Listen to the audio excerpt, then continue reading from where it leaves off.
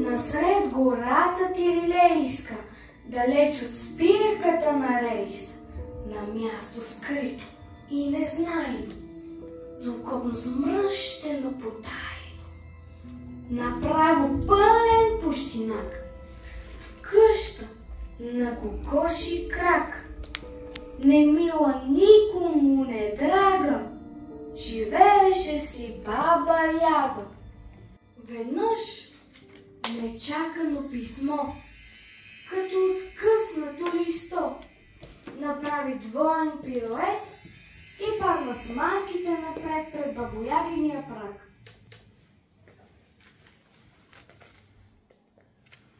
Той сметки сигурно са пак.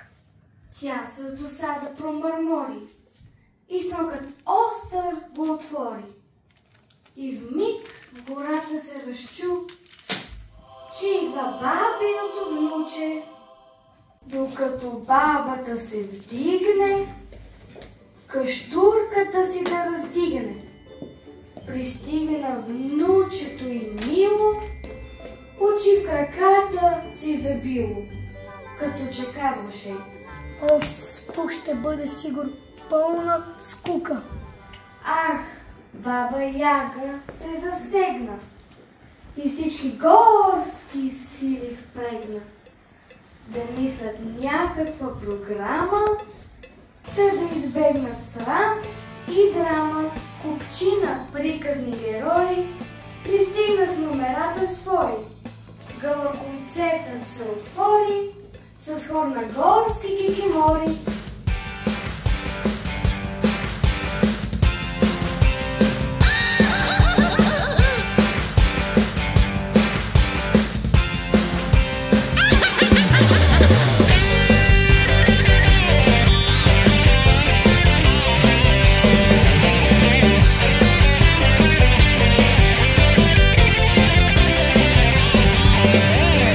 Който вече ляга с приказки за баба Яга, доста трудно ще заспи. Че магиосницата стара сънищата му смущава, пее песни до зори. Знаем ние с тебе двама, рокаджика е голяма баба Яга от дете. Щом засвири на китара, в миг се вдига страшна вяна, скри се бързо по-добре. Ако вечер късно лягаш, баба Яга с поглед мил ще попее до съня ти, как ли би се скрил. Ако вечер късно лягаш, баба Яга с поглед мил ще попее до съня ти, как ли би се скрил.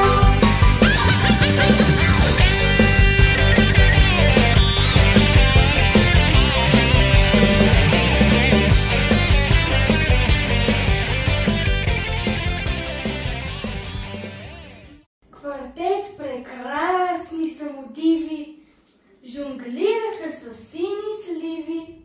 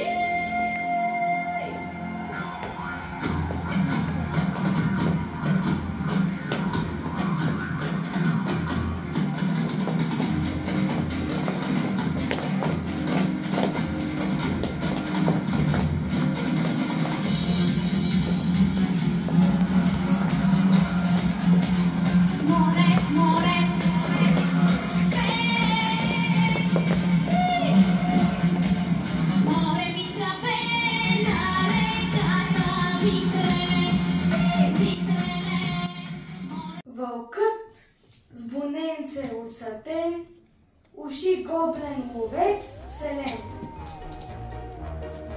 Ау!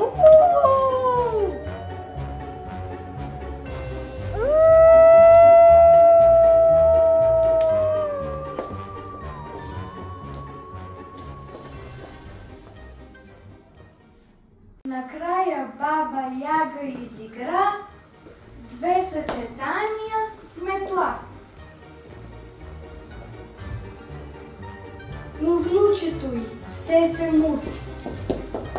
Не пожела дори и да вкуси. Ни палачинка, ни салам, от кърпичката дай да ям. Досадно вещичка навръщи и рече твърдо: Искам вкъщи. Тогас в тоз тъжен периметър ухилен цъфна хитър Петър. Прегърна малкото човече и утешително му рече: Аз знам какво не ти е наред. Какво? Ми тука няма интернет.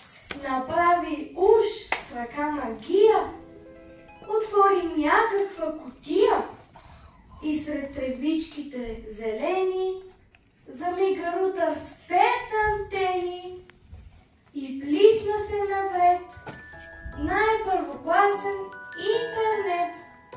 Как живна бабиното внуче, как телефона бързо включи и си направи 200 селфи с джуджета, кикимори, елфи. В очите му звезди изгряха, що лайк след лайка заваляха.